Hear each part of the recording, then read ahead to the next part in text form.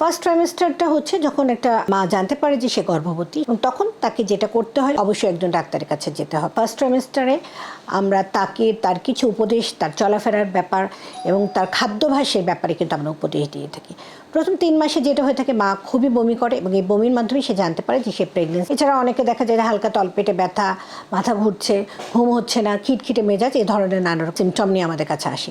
আসলে প্রথম দিকে অতিরিক্ত বমির জন্য অনেক মা কিন্তু খেতে পারে না এবং ওজনটা কমতে থাকে। সুতরাং আমরা তাদেরকে সেই ক্ষেত্রে বলে দিয়ে থাকি যে একটু শুকনা খাবার খাবেন, এবং অবশ্যই কনস্টিপেশন একটা কমন প্রবলেম, সেক্ষেত্রে অবশ্যই শাকসবজি এবং যে সমস্ত খাবার খেলে পায়খানাটা সহজে হয়, যেমন ইসবগুলের ভুসি বা ডাটা, এগুলো খেতে পারে সে। এবং অবশ্যই এই সময় তাদেরকে পর্যাপ্ত পরিমাণে ঘুমটাকে এনশিওর করতে হবে, নিশ্চিন্ত করতে হবে যে তার 8 থেকে 10 ঘন্টার জন্য একটা ঘুম হচ্ছে, এবং অবশ্যই এই সময় মানসিক এবং শারীরিক সাপোর্টটা খুবই জরুরি। সুতরাং এইভাবে যদি আসলে সব দিক থেকে যদি একটা মাকে সাপোর্ট দেওয়া হয়, তাহলে কিন্তু ফার্স্ট ট্রাইমেস্টারের কষ্টগুলো একটা মা অনেকাংশেই ওভারকাম করতে পারে।